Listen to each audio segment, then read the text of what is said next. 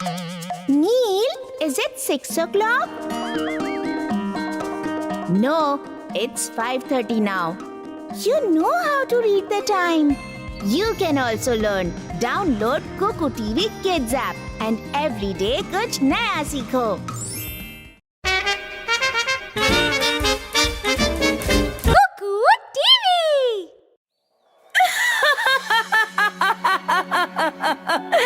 तुम्हारी सारी जीवन शैली मुझे देने के लिए शुक्रिया। तुम ऐसा नहीं कर सकती हो। अपने स्वार्थ के लिए गांव वालों के साथ अन्याय करना बंद करो। तुम कौन हो लड़की, जो मुझे बता रही है कि मुझे क्या करना चाहिए और क्या नहीं करना चाहिए? जहाँ से वापस आई हो वहीं पर वापस चली जाओ लड़की, नहीं तो तुम्हें इन गांव वालों की तरह खिलौना बना दूंगी। सिद्धि नाम की लड़की, जिसे नई नई जगहों पर घूमना पसंद था, वो नीलकंठ के जंगलों में अपना नया सफर तय कर रही थी। सफर करते करते उसने जंगल के बीचों बीच एक गांव देखा। अरे ये क्या, जंगल के बीचों बीच ये गांव क्या कर रहा है? एक काम करती हूँ, जाकर देखती हूँ। सिद्धि उस गांव में जाती है।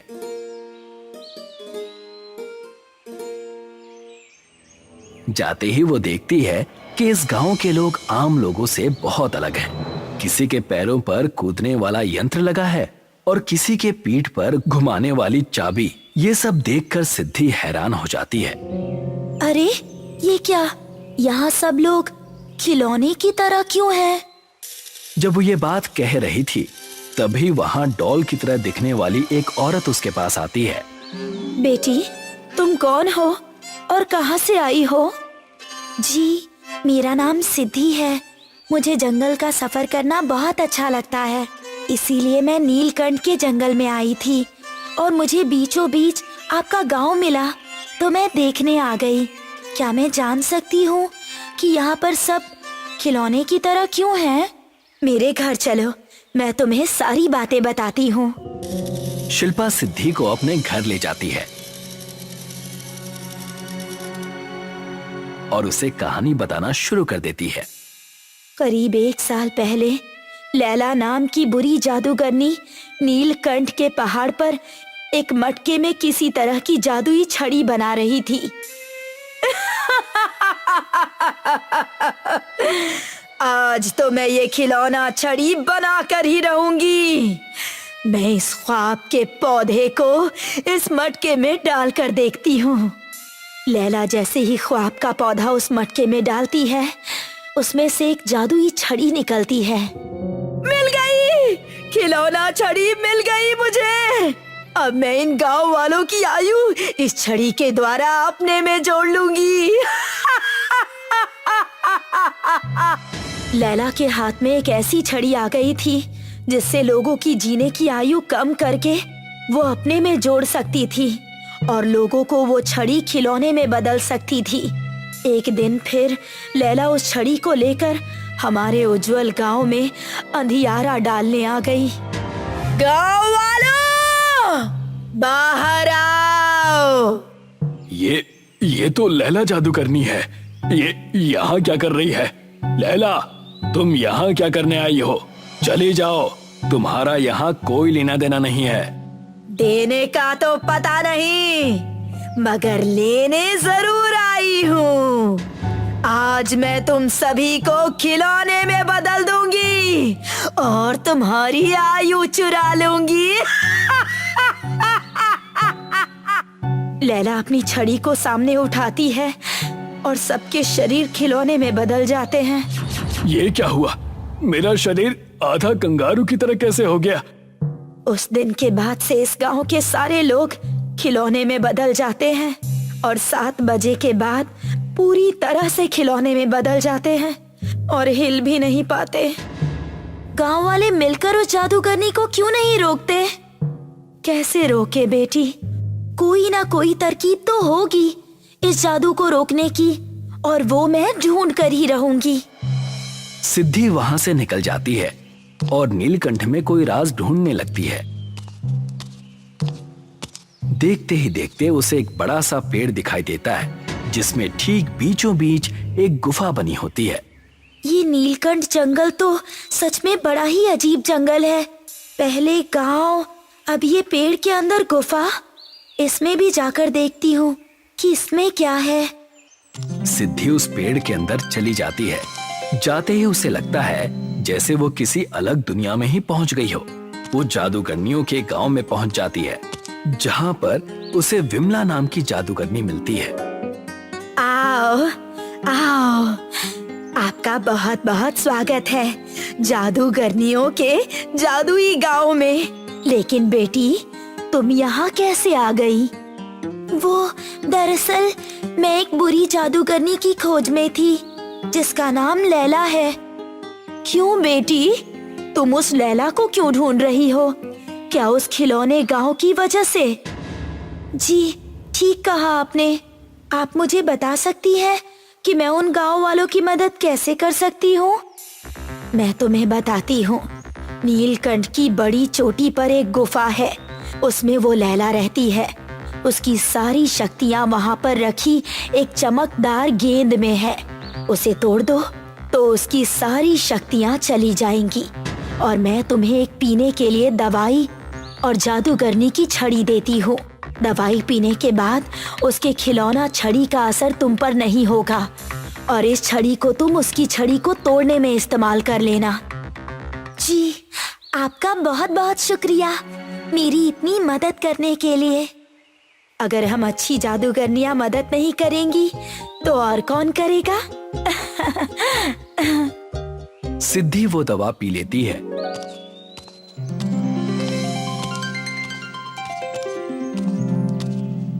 और खिलौना गांव में वापस लौट जाती है और वहां के नए प्रधान को सारी बातें बताती है और छड़ी भी दिखाती है।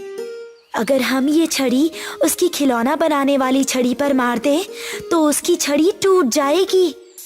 मगर हम उस जादुई गेंद को कैसे तोड़ेंगे? उसकी चिंता मत करो, मेरे पास एक अच्छी योजना है। प्रधान और सिद्धि दोनों ही ऊंचे नीलकंठ के पहाड़ पर जो गुफा होती है वहां पहुंच जाते हैं। वहां पर लैला अपनी गहरी नींद में सो रही होती है और उसके बगल में ही वो छड़ी रखी हुई होती है। देखो कितने आराम से सो रही है, हमारी नींद उड़ाकर। धीरे बोलिए, ये जाग जाएगी। प्रधान और सिद्धि उस गेंद के पास जाते हैं, मगर गलती से प्रधान का पैर टेबल पर टकरा जाता है, जिसकी आवाज सुनकर लैला उठ जाती है। कौन कौन है? ओ, तुम हो? वो भी प्रधान के साथ? लड़की, मैंने तुम्हें पहले ही कहा था कि जहाँ से आई हो वहीं चले जाओ, मगर तुम मानी नहीं। अभी तुम्हें खिलौना बना दूंगी। लैला खिलौना छड़ी से सिद्धि को खिलौना बनाने की कोशिश करती है, मगर वो खिलौने में नहीं बदलती। अरे, ये कैसे हो सकता है? मेरी छड़ी काम क्यों नहीं कर रही है? पक्का ये विमला का काम होगा। कि तभी सिद्धि उस चमत्कारी गेंद को तोड़ देती है। नहीं, तुमने बहुत बड़ी गलती कर दी। अब मैं इन गांव वालों को हमेशा हमेशा के लिए खिलौना बना दूंगी। लैला उस छड़ी के साथ वहां से भाग जाती है और गांव की तरफ जाने लगती है। प्रधान जी, चलिए, नहीं तो ये गांव में पहुंचकर सबको हमेशा हमेशा के लिए खिलौना बना देगी। बेटी, मैं भाग नहीं सकता, मैं बहुत बूढ़ा हो गया हूँ। अब तुम ही हो जो हमें बचा सकती हो। जाओ बेटी, जाओ। आज मैं इस पूरे गांव को खिलौने में बदल दूंगी और हमेशा हमेशा के लिए अमर हो जाऊंगी। नहीं, तुम ऐसा नहीं कर सकती हो। अब बस बहुत हो गया। अब तुम हमारे जीवन के साथ और नहीं खेल सकती। लगता है उस लड़की ने तुम्हें नई पट्टी पढ़ाई है। उतने में ही सिद्धि अपनी छड़ी से उसकी खिलौना छड़ी पर वार करती है और उसकी छड़ी टूट जाती है और वो अचानक से बूढ़ी और कमजोर हो जाती है। नहीं, मेरा चेहरा, मैं तो बूढ़ी हो गई। मेरी मेहनत, मेरी मेहनत। तुम्हारी मेहनत तो गई पानी में। जैसे ही उसकी छड़ी टूटती है, गांव के सारे लोग खिलौने से फिर से इंसान बन जाते हैं। मैं तो पूरी इंसान बन गई। और मैं भी, मेरी पीठ की चाबी भी गायब हो गई। तभी वहां पर प्रधान भी उस चमत्कारी गेंद के साथ आ जाते हैं। मैं भी ठीक हो गया हूँ, मगर हमें इस बूढ़ी लैला का कुछ करना होगा, नहीं तो ये वापस इस गांव में उपद्रव मचाएगी। इसीलिए मैं इस गेंद को साथ ले आया। मैं तुम सबको नहीं छोड़ूंगी। मेरी गेंद मुझे वापस दो। टूटी ही सही, मगर उसमें अभी भी शक्तियां हैं। जैसे ही लैला उस गेंद को लेने जाती है, उतने में ही वहां पर अच्छी जादूगरनी विमला आ जाती है। लैला, अभी तो सुधर जा। कब तक तू ऐसे ही लोगों का बुरा करती रहेगी? एक समय था जब तू खुशहाली से हमारे साथ जादुई नगरी में जिया करती थी। तेरे इन्हीं हरकतों की वजह से तुझे वहाँ से निकाल दिया गया। मैं बस हमेशा के लिए जिंदा और खूबसूरत रहना चाहती थी, चाहे इसके लिए मुझे जो करना पड़े। और इसीलिए तूने इस पूरे गांव का बुरा करना शुरू कर दिया है। इससे हम या तुम लड़ नहीं सकते लैला। इसे हमें अपनाना होगा। सच्चाई को कितना ही छुपा लिया जाए, मगर एक झूठे को हमेशा उसकी सच्चाई पता होती है, और आज नहीं तो कल उसे उसका सच जरूर मिलता है। ये सुनकर लैला की आंखों में आंसू आ जाते हैं और वो जोर जोर से रोने लगती है। उस दिन के बाद से लैला कभी परेशान नहीं करती है और सब अपनी जिंदगी खुशी खुशी जीने लगते हैं। एक गांव में खुशबू नाम की एक लड़की रहती थी। खुशबू 18 साल की हो चुकी थी, लेकिन उसका दिमाग कुछ बच्चों जैसा था। चल मेरी घोड़ी टुम्बकटू, कहाँ का दूल्हा कहाँ के तू। अरे खुशबू, तू यहाँ खेल रही है, लड़के वाले तुझे देखने आ रहे हैं। उन्हें पता चल गया कि तू इस उम्र में भी खिलौनों से ही खेलती है, तो फिर तेरी शादी नहीं हो पाएगी। चल फटाफट तैयार हो जा और लड़के वालों के सामने अपना मुंह बिल्कुल मत खोलना। लड़के वाले खुशबू की सुंदरता देखकर उसे पसंद कर लेते हैं। उन्हें पता ही नहीं था कि खुशबू इतनी बड़ी होकर भी खिलौनों से खेलती है। खुशबू जब अपनी ससुराल पहुंचती है तो वो बैग में भरकर सारे खिलौने भी लेकर आती है। एक रात जब खुशबू के पति हिमांशु की रात में आँख खुली तो उसने देखा कि खुशबू खिलौना कार से खेल रही है। मेरी कार है सबसे तेज, चाहे कोई लगा ले रेस। खुशबू, ये क्या कर रही हो? मुझे अपने खिलौनों से प्यार है। हिमांशु उस रात तो खुशबू के खिलौने से खेलने की आदत पर ध्यान नहीं देता, लेकिन जब उसने देखा कि खुशबू रोजाना ही खिलौनों से खेल रही है तो एक रात वो खुशबू पर चिल्लाने लगा। ये क्या पागलपन है? तुम कोई बालक हो जो खिलौनों से खेलती हो? हिमांशु की माँ भी कमरे में आ जाती है। बेटा, इसने और इसकी माँ ने हमें धोखा दिया है। ये लड़की पागल है। दिन में भी मैं इसे खिलौनों के साथ ही खेलते देखती हूँ। मैं पागल नहीं हूँ और ना ही मेरे अंदर दिमाग कम है। ये खिलौने मेरे पिताजी ने दिलवाए थे। मैं अपने पिताजी से बहुत प्यार करती थी। ये खिलौने उनकी अंतिम निशानी है। मुझे नहीं चाहिए ऐसे खिलौनों से खेलने वाली बहू। हिमांशु और हिमांशु की माँ खुशबू को रात में ही घर से बाहर निकाल देते हैं। ले पकड़ अपना सामान और खिलौने, अब कभी मुझे अपनी शक्ल मत दिखाना। खुशबू बेचारी रोती हुई अपनी माँ के घर पहुँचती है। खुशबू की माँ बीमार थी और खटिया पर पड़ी हुई थी। अरे बेटी, तू इतनी रात में? मेरे ससुराल वालों ने मुझे घर से निकाल दिया माँ। तू चिंता मत कर बेटी, खुशबू की माँ को जोर जोर से खांसी आने लगती है और वो दम तोड़ देती है।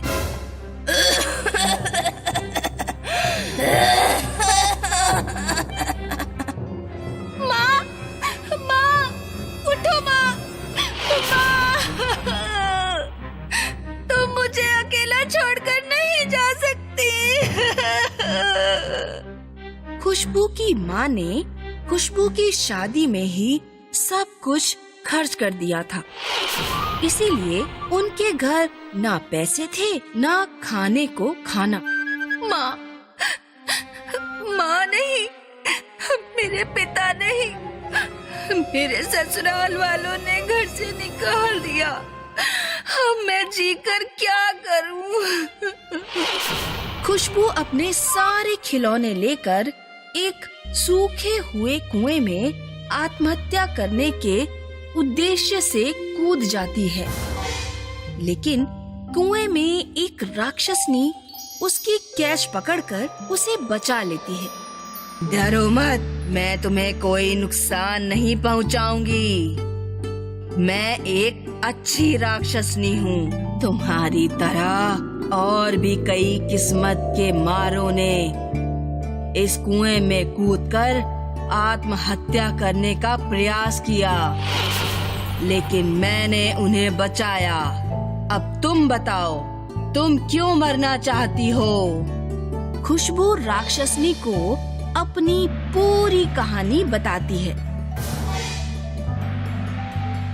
मैं तुम्हारे माता पिता को जिंदा तो नहीं कर सकती, लेकिन बेटी, मैं तुझे एक बेहतर जीवन दे सकती हूँ। तुझे खिलौनों से प्यार है ना? ये ले जादुई चाबी। ये चाबी तू जिस भी खिलौने में लगाकर घुमा देगी, वो खिलौना असलियत की चीज में बदल जाएगा। लेकिन मन में लालच मत लाना। जिन चीजों की जरूरत हो उन्हें ही चाबी लगाना। राक्षस ने खुशबू को कुएं से बाहर छोड़कर चली जाती है। खुशबू घोड़े के खिलौने में चाबी डालकर घुमाती है। खिलौना असलियत का घोड़ा बन जाता है। खुशबू घोड़े पर बैठकर घर पहुंचती है। घर पहुंचकर वो अपने गुड्डे में चाबी भर देती है। गुड्डा एक असलियत का जवान लड़का बन जाता है। खुशबू उससे शादी कर लेती है। रहने को घर है और जीवन साथी भी है। अब सिर्फ रोजी रोटी कमाने का जरिया चाहिए। खुशबू अपने पति के साथ कुछ दिन खेतों में मजदूरी करती है।